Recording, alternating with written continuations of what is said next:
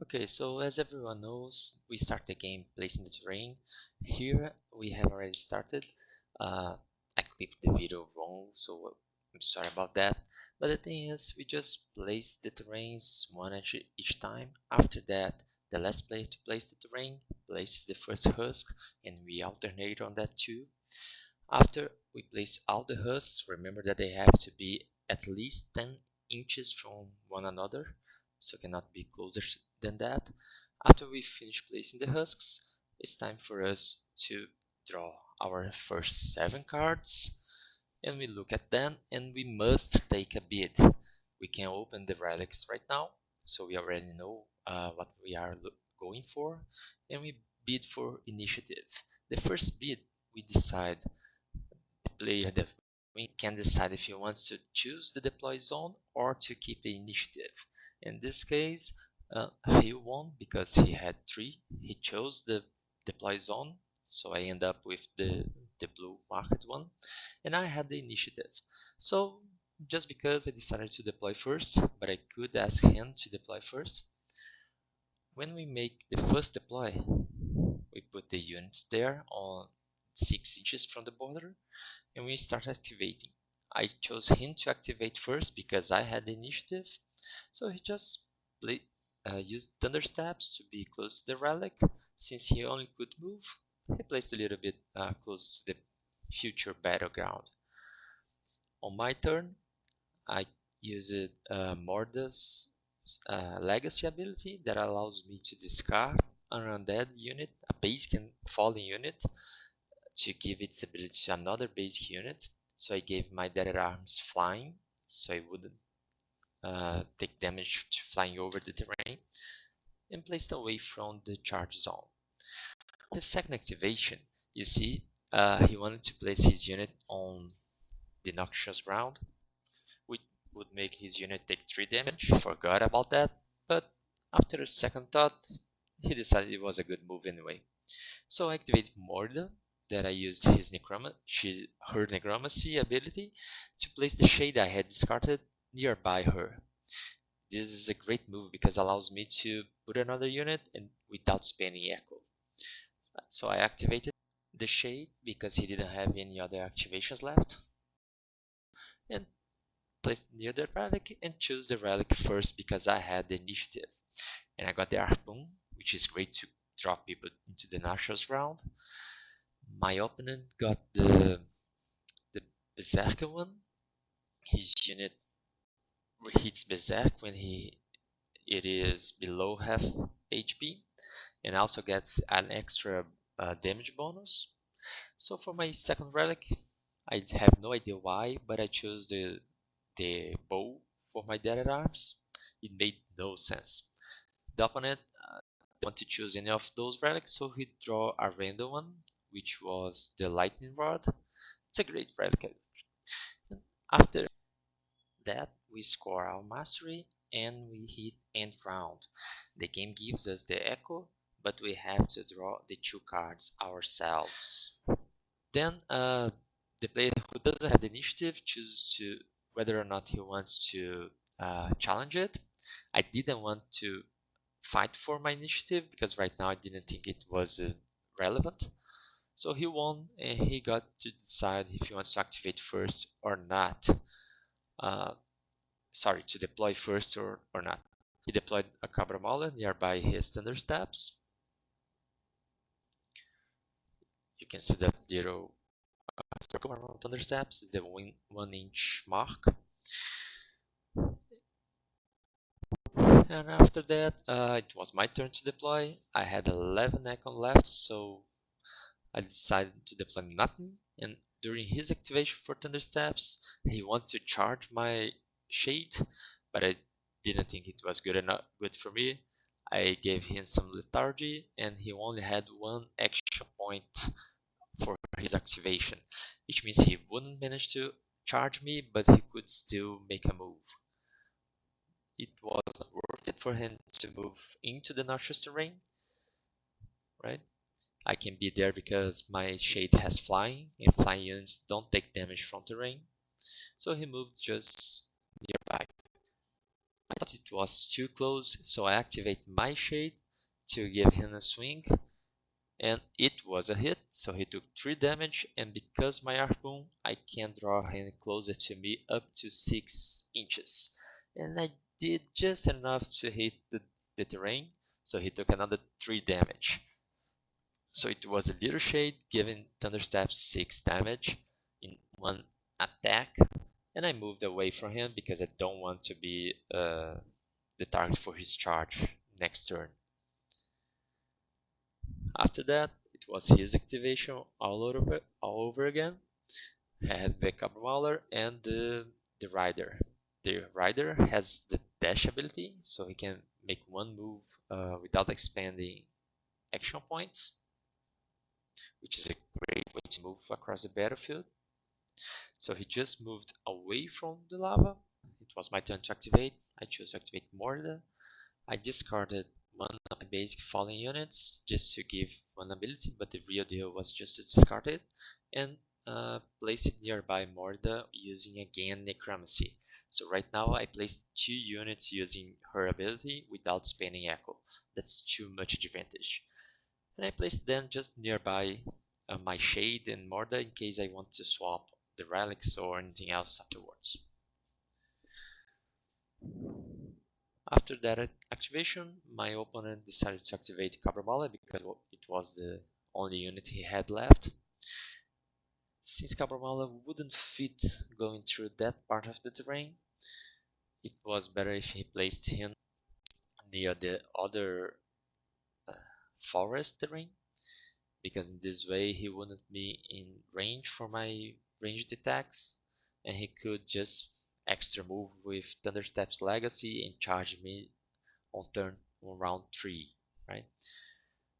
After his activation, I still had 2 units, so I just measured and I wouldn't have reach because the bow only gives me 3 range, so it wasn't a very good idea.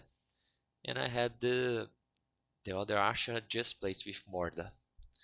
Well, I didn't have any good choices to make right now. I'd rather just keep my units close in case he charges me and I can gangbang him afterwards. So I just moved my Dead Arms closer to my other units. Since I had double movement, I just placed him nearby because I had the prayer book as an item, so I wanted to pray on round 3. And for my other unit, I just won't move him anywhere because it's not worth it. Well, we had no relics to claim. Round 3, draw 2 cards, and I get to decide if I want to challenge for initiative or not. There's not much I could do starting first. I didn't think it was worth it because the Cabra was more than 1 inch away, so my Duskwood Prowler wouldn't manage to double hit him with ambush. So I just placed the prayer book I told you guys about on my Dead Arms so I can pray with him. I considered changing the relic, but Dead Arms wasn't very well placed at that time, so I couldn't really give the relic to the ones I wanted. My mistake. So he kept both the relic and the item. Every unit can have one of each. And I decided to place the Duskwood Prowler, why not, nearby, close to the Cabra Mauler, although I won't manage to hit him and he starts first, but it's already there, and I thought that if we are going to change to trade blows, Duskwood Prowler has an advantage. So he could now make his deployments, and he chose to deploy a Tarok Beast, and he took it very close to his Thundersteps because it's the closest place, I guess, from the battleground, right, from where my units were, which was a pretty good decision actually. Although he could have placed it near Cabra Maule, because then he could just already charge my units with a sidestep from Thunderstep's Legacy. Well, he had the initiative, so he decided to activate Cabra Maule first to avoid getting ambushed by the Duskwood Prowler. I placed him over there and just made a swing. I decided to use the Wild Strike, and turns out it paid off. You're gonna see that when he rolled that dice, he made a hit for that because I only had 12 armor and he scored a 15 on the die, so not much I could do, right?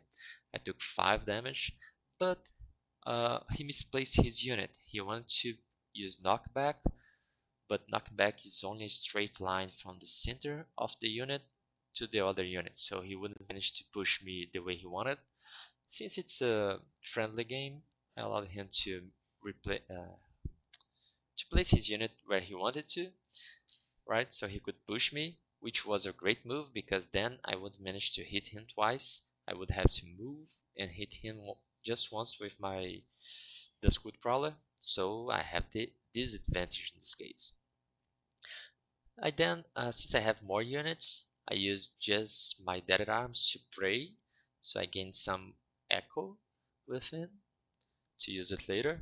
Since I don't want to rush towards Thundersteps and his friends, it's a good idea just to wait for them to come at me, so I can swarm with my Legions of Falling units. And for the second AP, I just place him somewhere I wouldn't be charged. At least I thought so, right? And I could still give the bonus that the prayer book gives regarding offense. He has prayer book has 2 abilities, right? One I can pray for echo, and the second one gives inspire to my units. Uh, After that, he activated his rider again.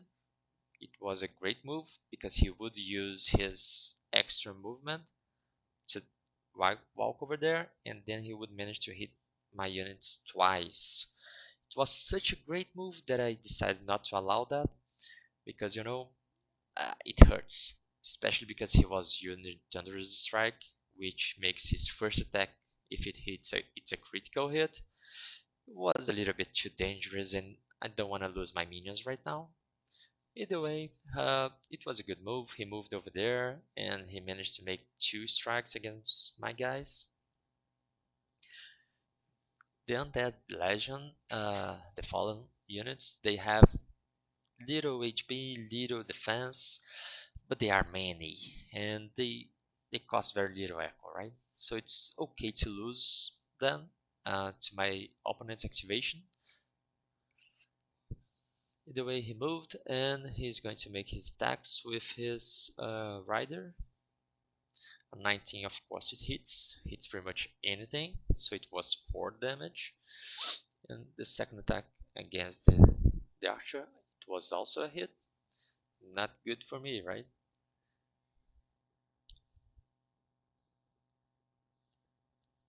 To be where he is, he had to double move. That's why he only made 1 attack against each unit. So I activated my shade again, made another hit, and once again I gave 3 damage, draw him nearby to the terrain, and more 3 damage, then killing his unit. When you have flying units with this relic, it's just too powerful. Of course, my shade doesn't have a very high accuracy, but still, the dice helps once in a while, right? So it was another kill. I managed to make another 6 mastery by killing his unit, and he lost 10 mastery because he lost a relic. When the bearer of the relic dies, it drops a husk where he was. So I not only killed the unit, but I also got to have a husk very close to my other units that I could claim with a unit that obviously doesn't have a relic already. But okay, the husk is there. It was my activation. I decided to move just a little bit closer so I could, on the next turn, move to the terrain again and pull somebody else to the terrain. It works every single time. He moved his Tarok Beast. Since he couldn't charge any of my units without stepping on the lava, he decided to go around it and just place him for the next round. The place he is, he could have gone to being melee with my units, but then I would have like 2-3 activations that would manage to hit him. It was a little bit dangerous. So he hit his dog over there. No big deal, right? Well, for my activation, I was thinking about moving there because I didn't want to take damage from the lava as well. But then I was reminded that I have a shade in my hands.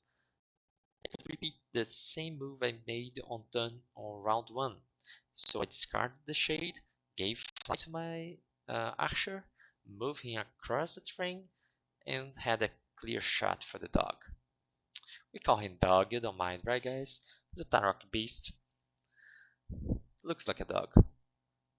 Since I was 6 inches from the dead arms, I had bonus for my accuracy, which I didn't need, but it's always good to remember that. It was a hit, another 3 damage because he was not in range for deadly shot, so it was the end of my undead unit activation. My opponent still had his Thundersteps, which is the biggest menace on the battlefield at all times, but since he didn't want to take damage from the terrain, he decided just to move around my units. Still, he didn't want to be in range for Morrida's attack, so he placed Thundersteps just outside her range for the next turn. So he was like just 1 inch away. It's enough, right, for me not to manage to hit him. So I get to decide what else I want to do. I still have the Morda and the Scud Crawler. With Morda, I just placed another falling unit with Necromancy. Have you guys grasped already how strong it is? And I placed the Shade just in front of Thundersteps for 2 reasons. 1, he won't manage to charge me. 2, he won't manage to call for reinforcements. Okay, I hit Thundersteps because I could, and I managed to roll a 1, so it's a 1 damage regardless any bonus I might have. With my Duskwood Prowler, I thought he was in bad sheets, struggling against Cabra Mauler, so I placed him to go after the dog as well. It was a hit, but I was not expecting that my opponent would have a Retribution card. So he just played 3 Echo and gave me the same 4 damage I gave. It was mean. I didn't like it at all because, well, the Squid Prowler has 3 HP and he made 1 attack only. We don't like to lose our strong units. After that, I just activate my other guys, hit Thundersteps, and we went to round 4 already. Draw 2 cards, and by this time, challenge for initiative sounded just too good. I went for the bid, my opponent went as well, and I won. Sometimes it's worth to let the opponent have the initiative during the game because it's easier for you to steal it later and you don't spend that many cards, right, battling for initiative that you are not going to use it. But right now, Thundersteps is close to my units. I have this good Prowler over there battling for his life, so it was a good idea. Well, I decided that my opponent could deploy first, so I could see which units he was going to use. He deployed one of the Berserkers nearby the Cabra Mauler. We ruled that the Berserk would fit because since the Squid Prowler managed to pass through that opening over there, and they are the same size, Berserk could fit as well, but he decided anyway to place it above Cabra Mauler. Well, that was his placement. Yeah, I already had many units, but since I had a lot of echo and didn't have any spells to cast, I decided to place more units to overwhelm Thundersteps eventually. So I placed another archer, passed the relic that was with Dead Arms to the first archer, and also since I had echo and this could be the last round, I wanted to go all in. So I placed my strongest unit available. I placed the Ghost Trice in front of one of my archers, so he couldn't be targeted by any charges from the other units. And Trice is just too strong. Phasing is a marvelous ability. If he grazes me, I take no damage. So it's pretty solid tank, especially because he has energy drain. So activate wise, I started obviously with my Duskwood Prowler and managed to hit, but was not expecting another Retribution, which killed my unit. I also killed his Tarok Beast, but Tarok Beast is 2 mastery and Duskwood Prowler is 7. Was definitely not worth it. But if you pay attention, I am getting closer to the mastery threshold we need to. With that 2 mastery, I moved to 28. In a normal game, we need 40. And I forgot the other times, but this time I remembered that I could search my deck for a falling unit, elite or lower rank, every time that I kill an enemy unit. I could have done that before and I've just missed my trigger, but now I remember. But at this point, I didn't want to search for a strong one. I rather have a basic unit to which I could discard to give ability to my other units, either by phasing or flying, so I took the shade. We also agreed that he could have placed the boots on his Berserker unit because he had forgotten, and it's, again, a friendly game, right? So he just placed his boots over there, moved the Berserker to hit thrice, and as foretold, it was a graze and thrice doesn't take any damage. Which is great for me because then his Berserk is just close enough so I can hit him twice with thrice. Why not? And win for hit. Managed to hit him the first one because I had bonus from my prayer book as well. And the second swing, it was a miss, but no problem. It's still 8 damage. It's pretty solid. 8 damage total. Okay, 5 for the hit and 3 for the graze. For his second activation, he activated. He was thinking about moving Caramala to get close to my unit, which he did without being engaged, probably because he wouldn't manage to swing at it, so he just wanted to charge next turn. I did the same play I did twice over. I moved my shade to the terrain and put the unit to the lava. 3 damage for the hit, 3 damage for the terrain, and 3 damage because the Archon says when you pull a unit nearby, it takes 3 more damage. So this play was worth 9 mastery for me. 7 for the Berserker and another 2 because he was attached to an item. And the item cost gives me mastery when it is discarded, defeated, or whatever. So this shade alone has gave me more mastery than anything else. Thundersteps got mad, went for a swing, almost killed my shade on the first attack, and the gods wanted her to leave. So it was a 1 is a grace, and it has phasing, so it took no damage whatsoever. After that, he had no more activations, and I could, for example, just move and take that relic over there. It was going to be enough for me to win the game for the mastery threshold, but I decided just to activate everybody and went for the hits. I wanted to kill Thundersteps. I forgot actually that he had resistance because he's Relic. When he's below half his HP or at half his HP, he has resistance too. And my units, well, they don't hit that hard.